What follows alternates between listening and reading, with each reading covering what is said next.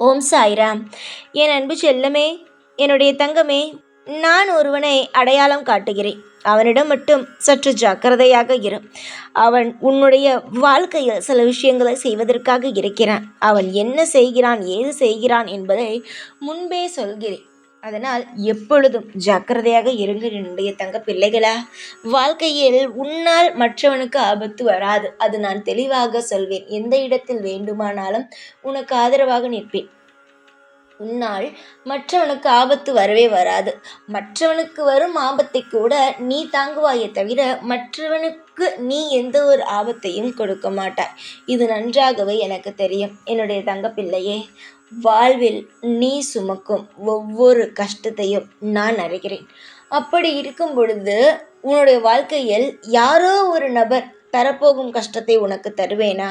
தரவே மாட்டேன். நீ நல்லபடியாக இருக்க வேண்டும், உன் வாழ்க்கையில் எல்லா விஷயங்களும் கிடைக்க வேண்டும் என்ற ஆசை எனக்கு இருக்கிறது. ஆனால் இதெல்லாம் நீ பெற்று விடுவாயோ என்று ஒருவன் நினைக்கிறான் என்றால் அவன் எவ்வளவு தவறானவன். நீ வாழ்க்கையில் முன்னேறி விடுவாயோ என்று நினைக்கும் நபர் எவ்வளவு தவறானவன். அவனுடைய அடையாளத்தை நான் காட்டினால்தானே நீயும் சுதாரிப்பாக இருக்க முடியும். நீயும் அப்பொழுதுதானே இவர்கள் இப்படியா அப்படியா என்று குழப்பிக்கொள்ளாமல் எந்த நபரை காட்டுகிறேனோ அந்த நபரிடம் பேசாமல் ஒதுங்க முடியும். அதனால்தான் நான் உன்னுடைய வாழ்க்கையில் யார் ஒரு தொந்தரவாக இருந்தாலும் அவனை உனக்கு அடையாளமும் காட்டிவிடுவேன். அவனை நிச்சயமாக உன் வாழ்க்கையில் அவன் எப்படி நினைக்கிறானோ, நீ நன்றாக இருக்க வேண்டாம் என்று நினைத்தால் அவனுடைய வாழ்க்கையில் அதை செய்து விடுவேன். நான் அப்படிப்பட்ட வந்தான். தங்க பிள்ளையே, உன்னுடைய வாழ்வில் நீ சுதாரிப்பாக இருக்க வேண்டிய காலகட்டம் இது. நிறைய சமயம் நீ எல்லாரும் நல்லவர்கள் என்று ஏமாந்து இருக்கிறாய். ஆனால் இதற்கு மேல் அது போன்ற ஒரு விஷயம் உன் வாழ்க்கையில் நடக்கக்கூடாது.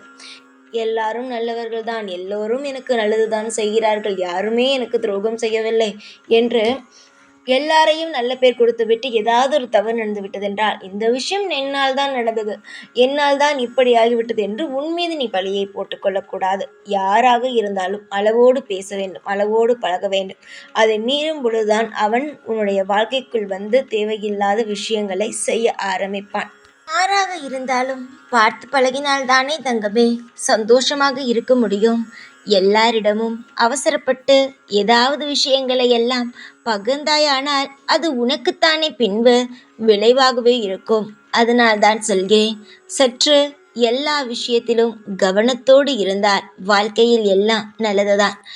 நான் ஒரு ஆளை அடையாளம் சொல்கிறேன் என்று சொல்லியிருந்தேன். இப்பொழுது அதற்கான நேரம் வந்துவிட்டது. அவன் கடவுளின் பெயரை கொண்டவன் அல்ல. அவன் ஒரு எந்த விஷயம் செய்தாலுமே அதில் தவறுகள் மட்டும்தான் இருக்கும்.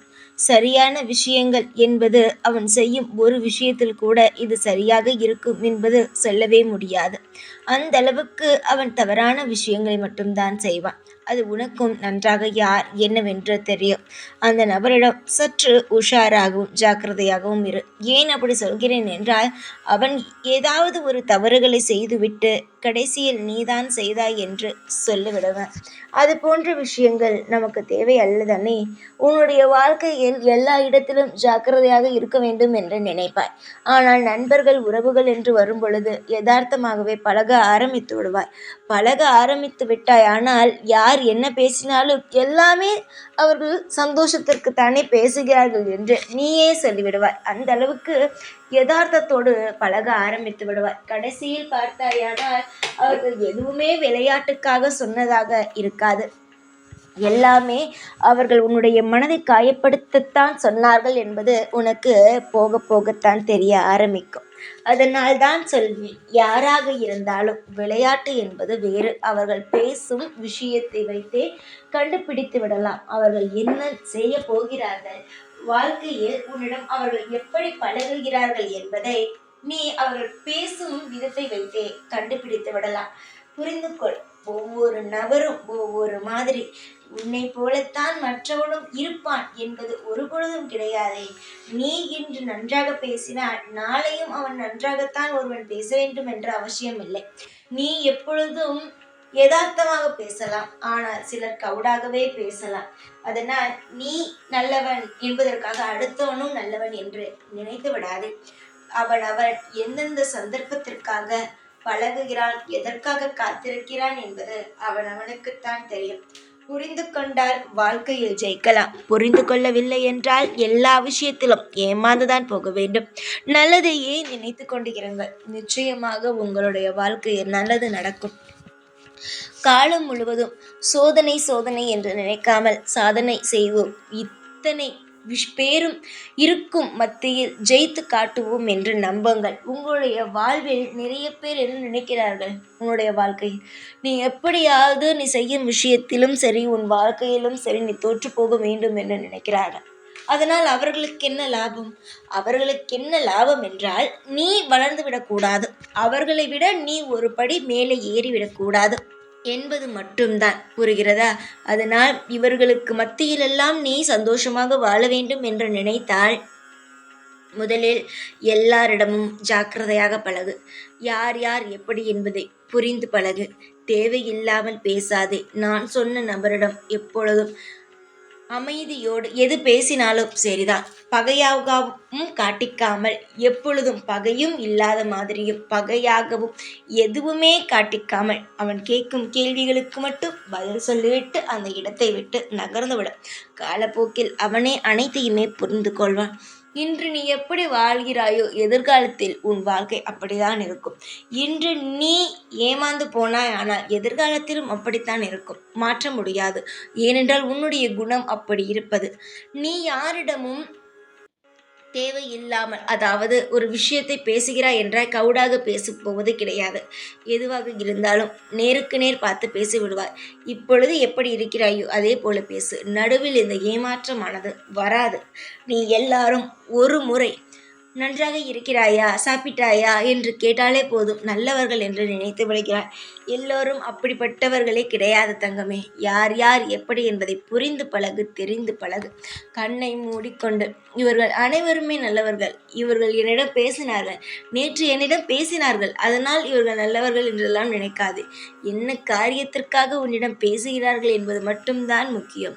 இன்று நன்றாக பேசுவார்கள், நாளை உன்னிடம் எதிர்பார்த்த விஷயத்தை உன்னிடம் கேட்க ஆரம்பிப்பார்கள்.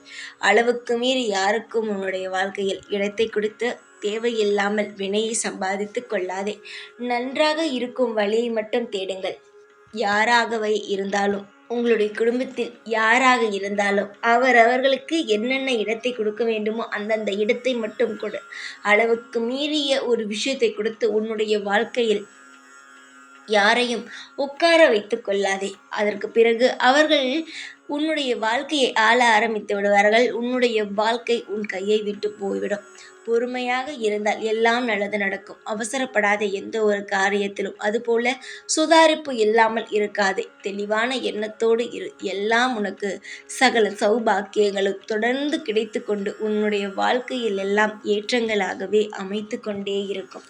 எனக்கு தெரியும், உன்னுடைய வாழ்க்கையில் எப்பொழுது உன்னை காப்பாற்ற வேண்டும், எப்பொழுது எல்லா விஷயத்தையும் உனக்கு செய்து கொடுக்க வேண்டும் என்பது எனக்கு நன்றாகவே தெரியும். அதனால் பொறுமையாக இருந்து என்னிடமிருந்து எல்லா நல்ல விஷயங்களையும் பெரும் வழியை மட்டும் பார்.